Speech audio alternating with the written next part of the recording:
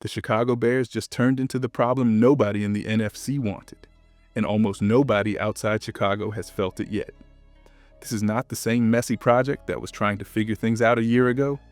This is a team putting everything around Caleb Williams at the exact moment his window starts to open, with Ryan Poles building a grown-up roster and Ben Johnson walking in to run an offense built to attack every blade of grass.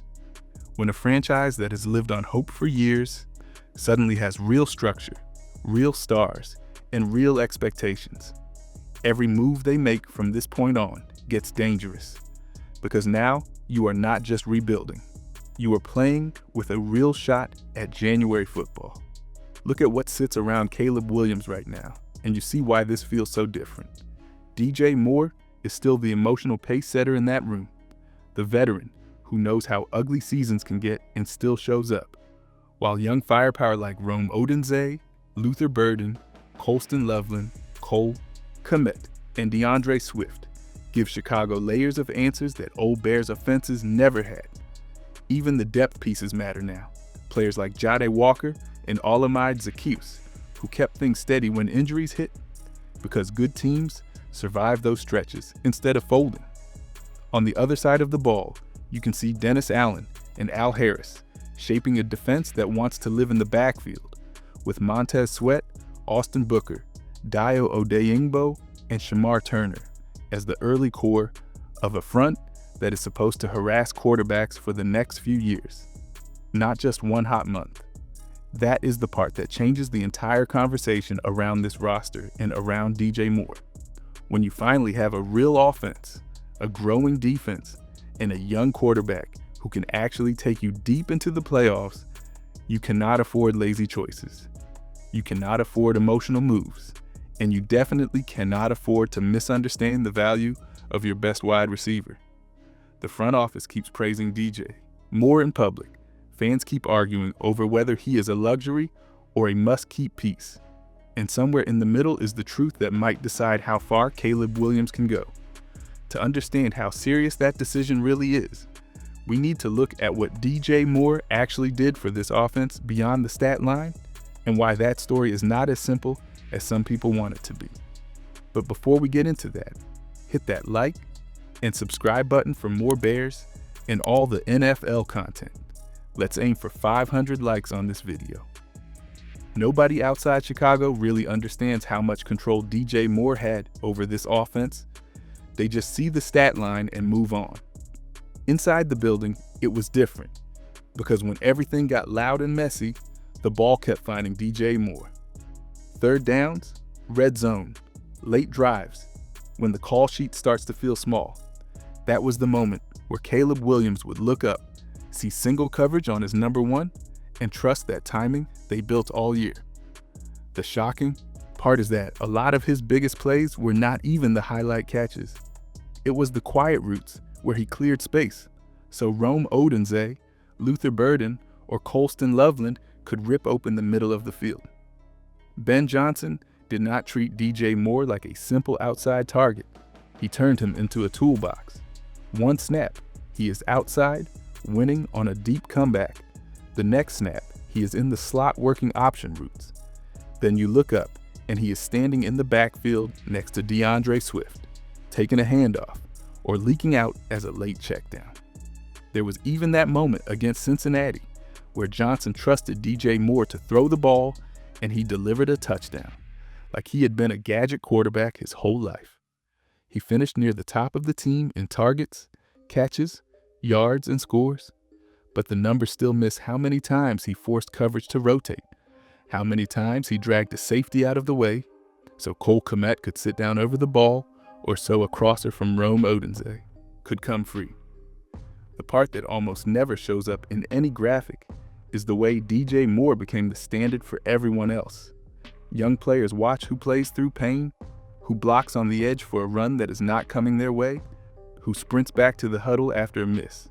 And it was the veteran wearing that number who kept setting that tone.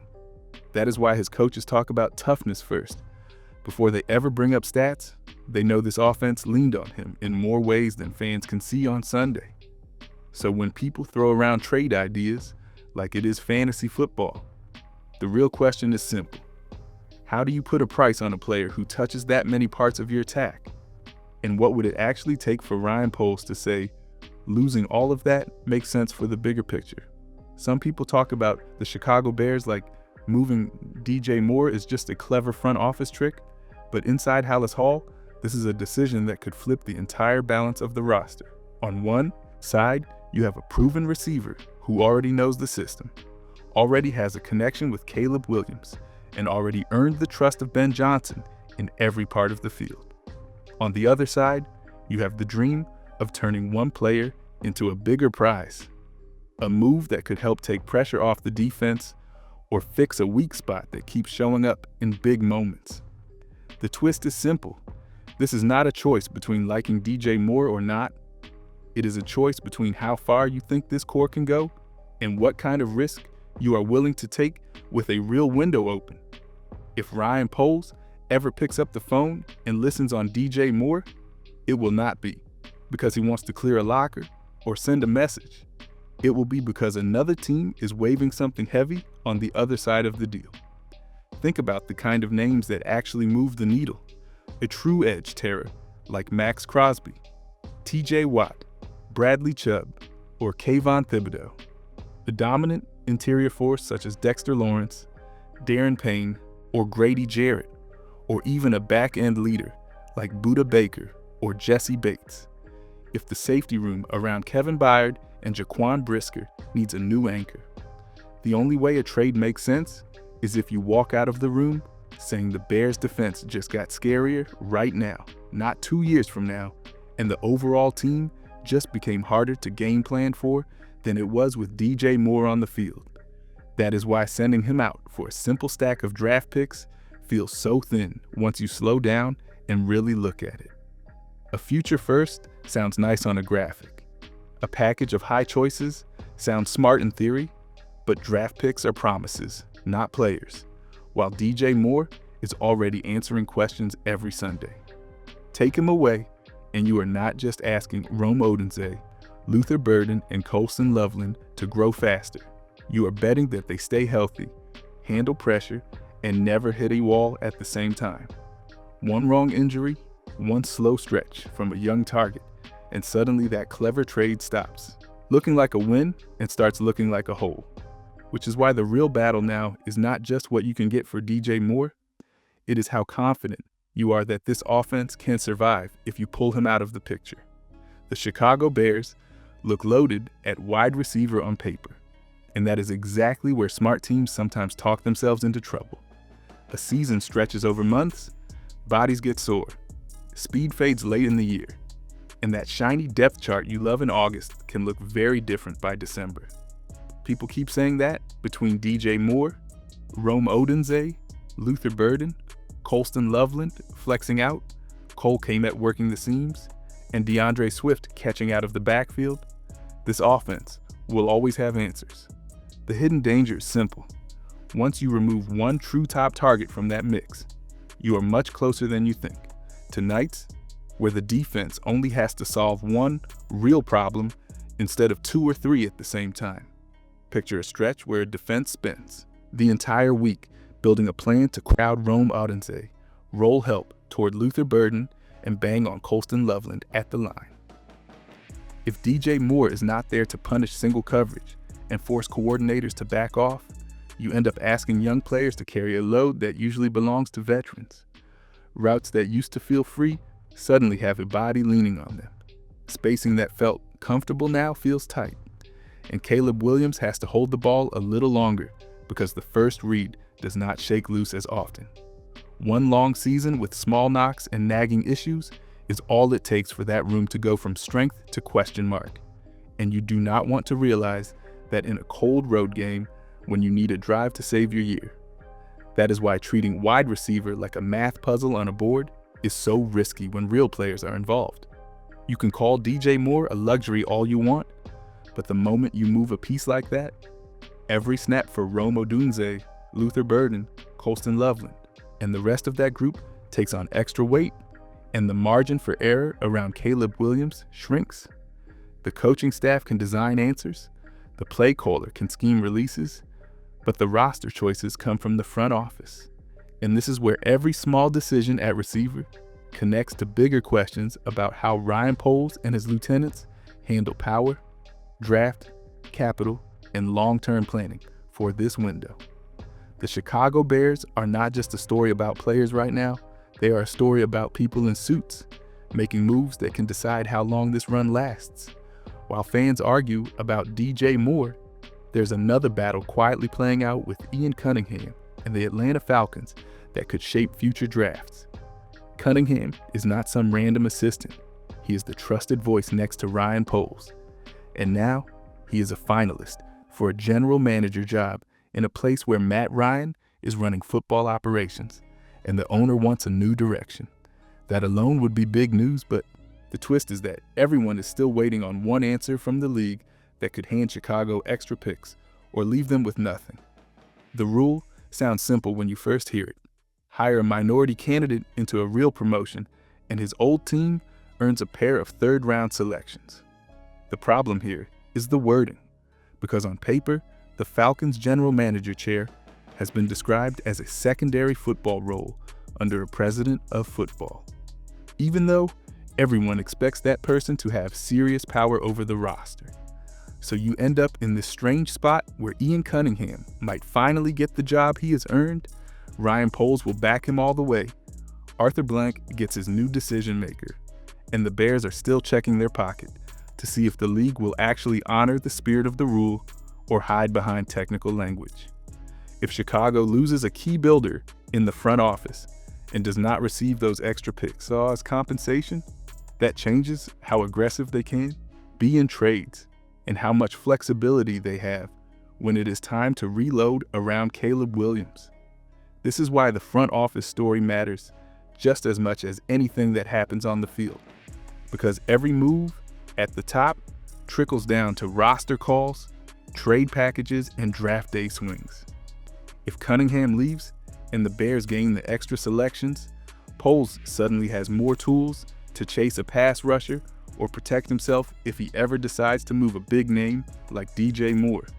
If he walks and the league rules against Chicago, you have the same pressure, fewer picks, and one less trusted mind in the building to navigate it all. That is only one layer of the chessboard, though, because while the front office is juggling jobs and draft capital, the coaching carousel around the Bears is spinning just as fast, and some of those names could quietly change how this defense and offense look a year from now. The Chicago Bears just watched the coaching world spin in a way that almost handed them a gift and almost took something precious away at the same time. For a moment, it looked like Brian Flores might leave the division for Pittsburgh, which would have removed one of the sharpest defensive minds the Bears see every season. At the same time, reports kept linking Al Harris to bigger jobs, from interviews in other cities to talks about him finally getting a full defensive coordinator chair. When you are trying to build a contender around Caleb Williams, those moves are not background noise. They are pressure points, because every change on a rival sideline and every threat to your own staff can swing a game or two when the margins are thin. Al Harris has quietly built a resume that should have owners calling, with secondaries that live near the top of the league in interceptions and takeaways year after year. That kind of track record is why teams like the Steelers and others have kicked the tires, especially in places where a head coach wants a trusted voice to run the pass, defense, while he manages everything else. The Bears know that if he ever walks for a job where he can call plays, they are not just losing a position coach, they are losing a teacher who helps shape the aggressive style that fits what Dennis Allen wants up front. If Chicago can match money and keep him, they protect the chemistry between the pass rush and the back end, something that becomes more valuable every time a rival like Minnesota keeps a mind like Flores or a franchise like Green Bay resets its own defensive room. On offense, the moves have been just as loud, even if they sound quieter on the surface. Ben Johnson arrives with his own language and his own standards, and now the league is circling around people he trusts, from Declan Doyle drawing interest for coordinator jobs to former allies like Tanner Engstrand, suddenly available after a rough year in New York. This opens doors for Chicago to strengthen the staff with voices who already know how Johnson builds a passing game or to promote from within, while adding a senior offensive mind in the background. All of that matters for Caleb Williams, but it also connects directly to the next layer of the roster, because once the staff is in place, the real grind starts with the unknown players fighting on future contracts who can either give these coaches flexibility or leave them one injury away from trouble. The Chicago Bears just use futures deals to build real insurance behind their starters, with depth on offense from DeAndre Swift, protection through backs like Britton Brown, receivers Morris Alexander and J.P. Richardson, tight ends Steven Carlson, Kadir Ismail, and lineman Kyle Hergel, helping keep Caleb Williams clean, while on defense edges, Jamri Croma, Jonathan Garvin, Jeremiah Martin, linebackers Nephi Sewell, Dominique Hampton, defensive backs Dallas Flowers, Dante Manning, Gregorius Owens, plus long snapper Luke Elkin, and punter Tory Taylor strengthen rotations in special teams, so Ryan Poles, Ben Johnson, and Dennis Allen can take bigger swings at the top of the roster, then look to the Senior Bowl for one more difference maker on the line to push this team from dangerous to truly scary. The Chicago Bears are treating this Senior Bowl week as a turning point, with Ryan Poles locked in on trench play because a shaky left tackle spot with Ozzie Trapilo and a need for more pass. Rush make pick 25 critical for a roster built around Caleb Williams. On defense, edge players Zion Young, T.J. Parker, Derek Moore, and Danny Dennis Sutton, plus interior force Lee Hunter, all look like fits for what Dennis Allen wants next. To Montez Sweat, Austin Booker, Dio Odiengbo, and Shamar Turner. On offense, linemen J.C. Davis, Jeremiah Wright, and Jennings Dunker are trying to prove they can protect Caleb Williams and handle Ben Johnson-style blocking. One draft night choice between beefing up the wall in front of the quarterback or adding a new running mate for the pass rush could shape the next few years, which is why every rep in mobile feels like a quiet test of how aggressive this front office is willing to be.